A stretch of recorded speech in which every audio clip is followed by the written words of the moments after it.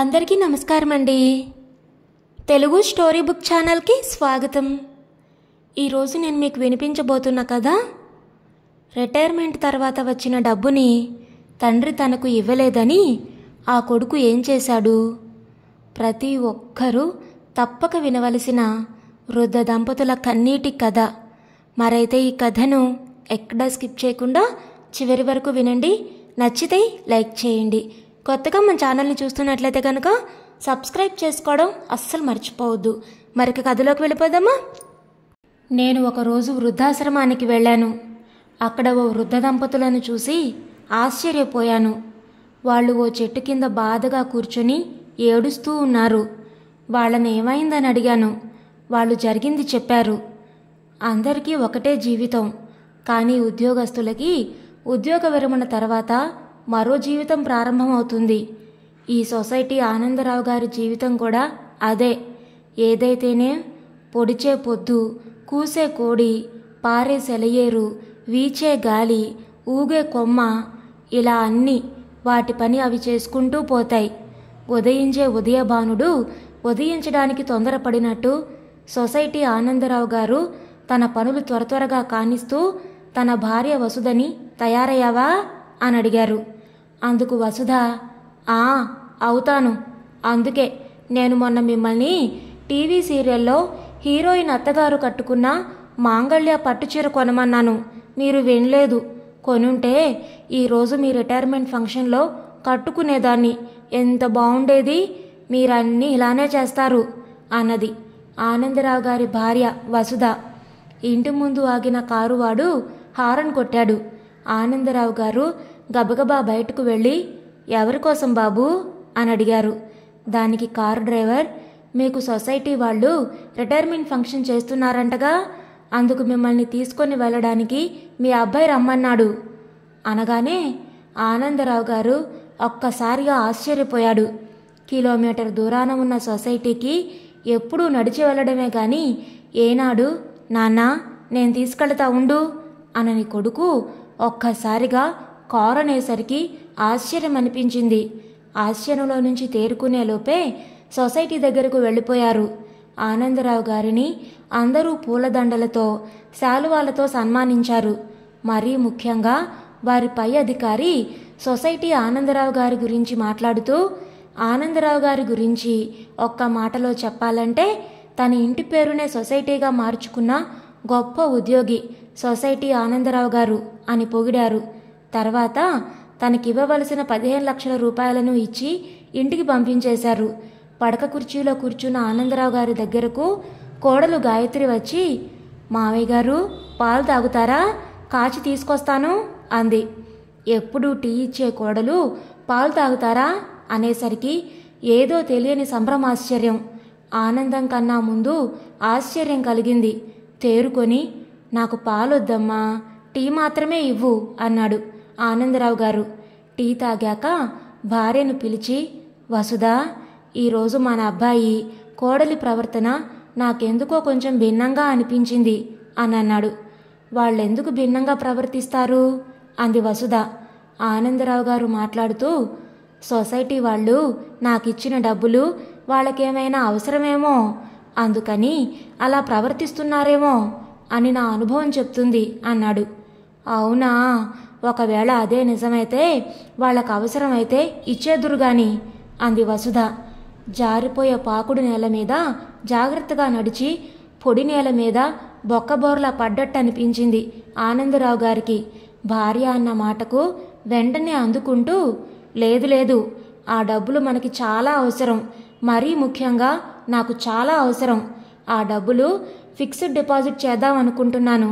దానిపైన వచ్చే వడ్డీ డబ్బులు మనకు అవసరమైన మందులకో, మాకులకో, లేక ఇతర ఖర్చులకో అవసరం అవుతాయి అన్నారు ఆనందరావు గారు. ఇంతలోనే బాగా రాత్రి కావడంతో ఇద్దరూ పడుకున్నారు. ఉద్యోగానికి విరమణ ఇచ్చినా అలవాటు పడ్డ మనిషి కదా, అదే అలవాటుగా పొద్దుటే లేచి ఆనందరావు గారు తన పనులు త్వరగా పూర్తి చేసుకున్నారు.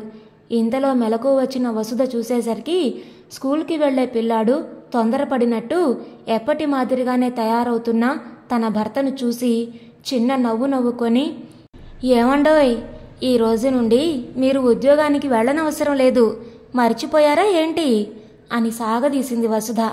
ఆ మాట వినగానే ఆనందరావు గారు కూడా చిన్నగా ముసిముసి నవ్వులు, రెండంటే రెండే నవ్వుకొని, గుర్తుంది, మరీ అంత మతిమరుపు వాడిలా జమ వెయ్యకు అని, ముందు నువ్వు లేచి నాకు టీ పట్టుకురా, నాకు బయటకు వెళ్లే పనుంది అన్నాడు.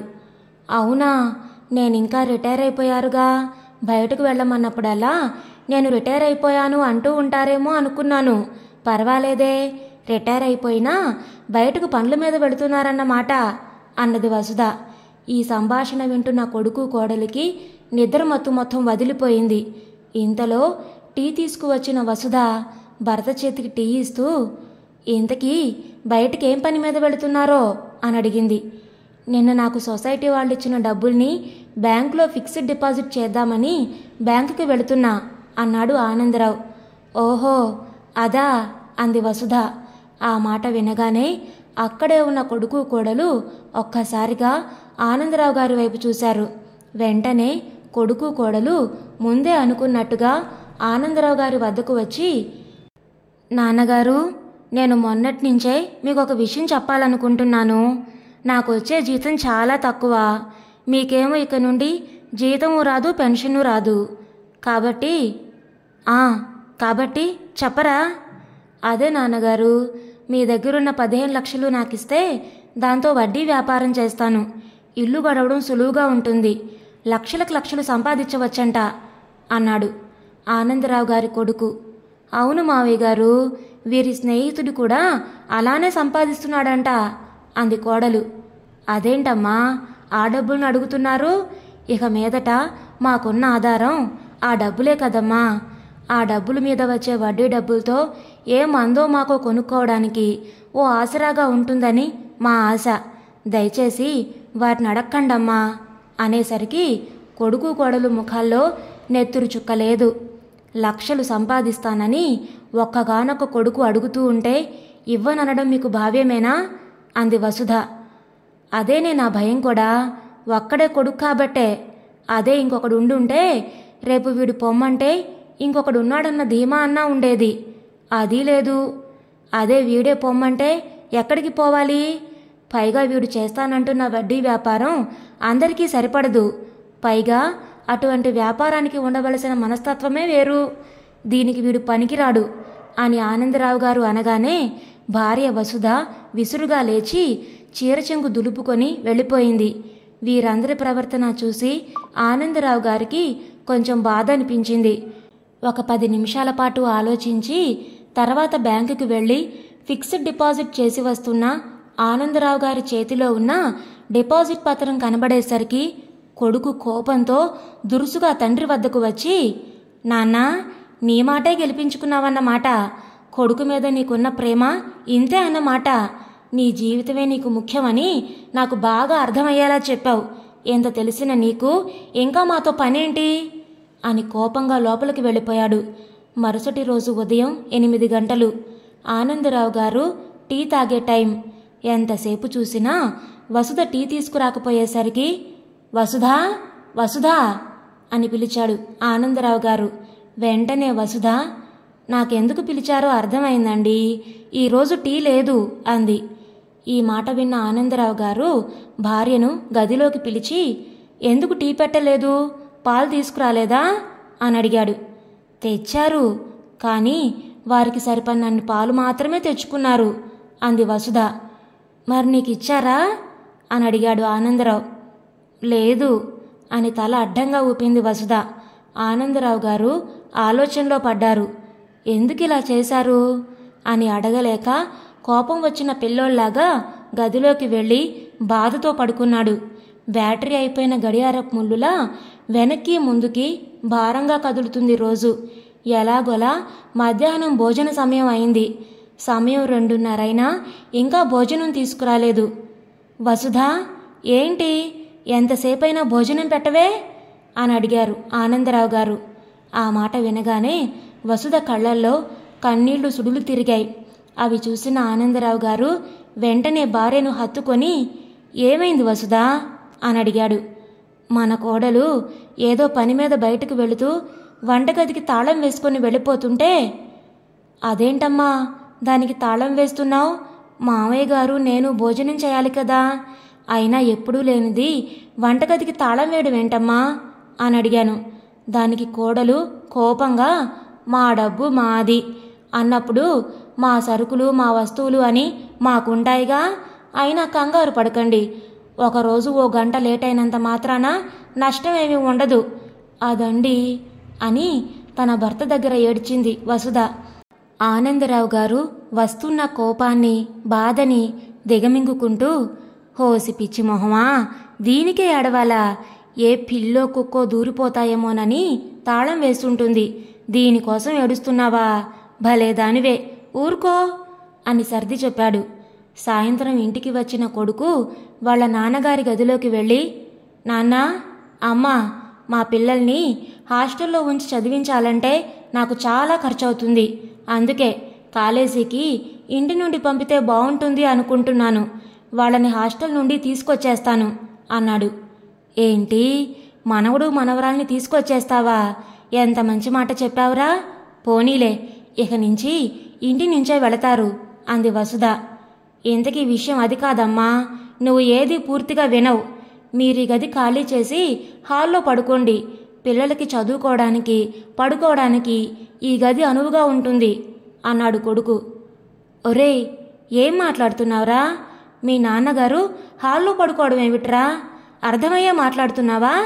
మాటలు జాగ్రత్తగా రాని అనేసరికి, సర్లే అమ్మా, మీరు పడుకోవద్దు, నేను నా భార్య హాల్లో పడుకుంటాం అన్నాడు కొడుకు.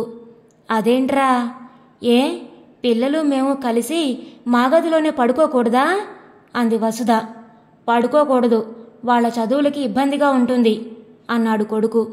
ఆ మాటకి వాదించబోతున్న భార్యను ఆనందరావు గారు ఆగమని, ఒరే, నాకు అర్థమైంది, మీ అమ్మకు అర్థం కాదులే, అయినా నా మనవడు మనవరాలు ఉండడం కోసం మేము హాల్లో పడుకుంటే తప్పే ఉంది, సంతోషంగా పడుకుంటాం అని తమ సామాన్లు హాల్లో ఒక మూలన సర్దుకున్నారు.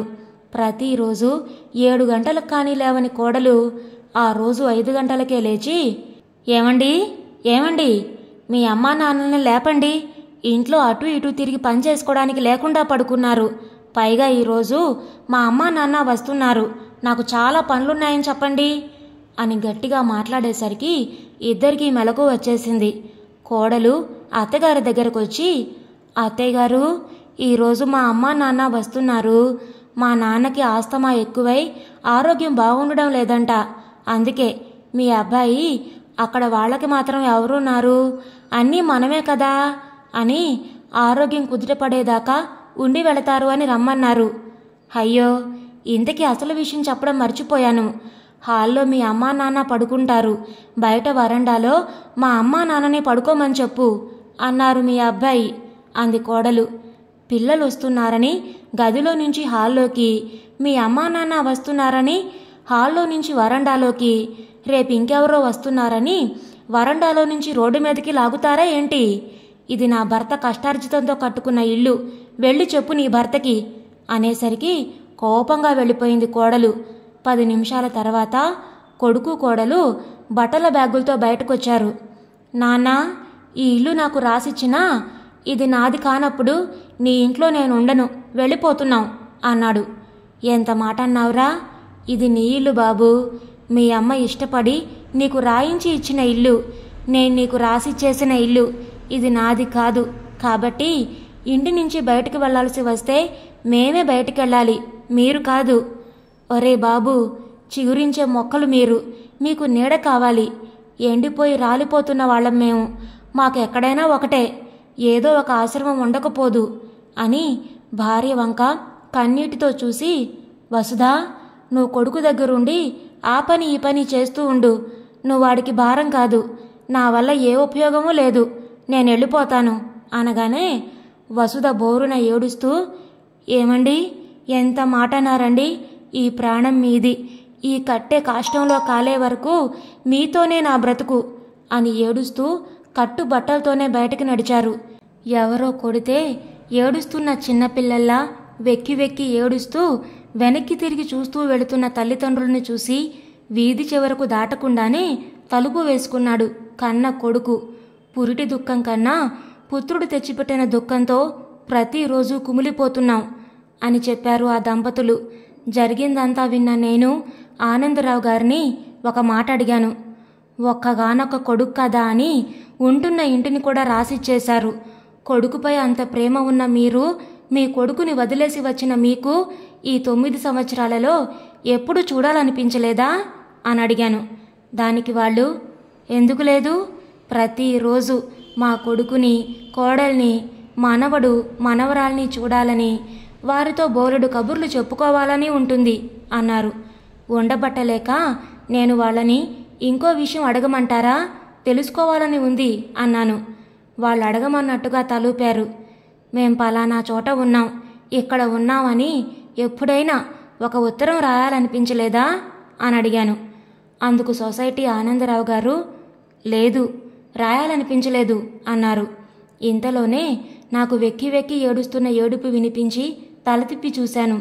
వసుధ గారు ఏడుస్తున్నారు. ఎందుకు ఏడుస్తున్నారమ్మా అని అడిగాను.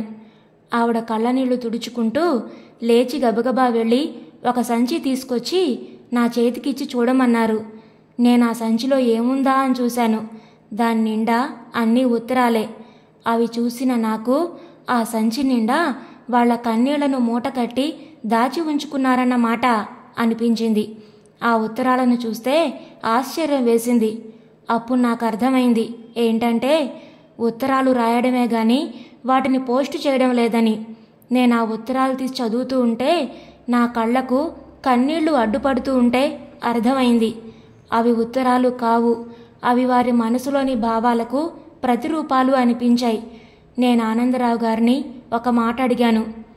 ఇన్ని ఉత్తరాలు రాసిన మీరు ఒక ఉత్తరమైనా పోస్ట్ చేయొచ్చు కదా అన్నాను. అప్పుడైనా నా చేతికి ఒక ఉత్తరం ఇచ్చి దాంతోపాటు ఒక కవర్ కూడా ఇచ్చి పోస్టు చేయమన్నారు. ఉత్తరాన్ని పోస్టు డబ్బాలో వేయడానికి వచ్చిన నాకు జరిగిందంతా విన్నాను, ఉత్తరాలన్నీ చదివాను. ఈ ఉత్తరంలో ఏం రాశారో చదవాలన్న ఆతృతతో తెరిచి చూసి చదవడం ప్రారంభించాను. అందులో ఇలా రాసుంది: నా ప్రాణానికి ప్రాణమైన నా ఒక్కగానొక్క కొడుక్కి నిన్ను సంతోషపెట్టలేకపోయినా నీ తండ్రి రాస్తున్న కడసారి ఉత్తరం. కంగారు పడకు బాబూ, ఇప్పుడు ఉత్తరం ఏంటి, పైగా ఈ సమయంలో వీళ్ళనింటికి తీసుకొచ్చి సేవలు చేయాలా ఏంటి అని చదివి కంగారు పడతావు. అలా కంగారు పడకు, పూర్తిగా ఉత్తరం చదువు. అందుకే ఆఖరణ రాయాల్సింది ముందే రాస్తున్నాను. ఈ ఉత్తరం అందేసరికి మేము ఈ లోకం విడిచి వెళ్ళిపోతాం. ఇప్పుడు కాస్తంత ఊపిరి పీల్చుకుంటావనుకుంటున్నాను. ఒరే బాబు, మనకి పూట గడవని రోజుల్లో మీ అమ్మ నిన్ను కన్నది. అప్పుడు మేము నిన్ను భారం అనుకుంటే ఈరోజు నువ్వు ఉండేవాడివి కాదు. కానీ నువ్వు మమ్మల్ని భారం అనుకున్నావు, బరువు అనుకున్నావు.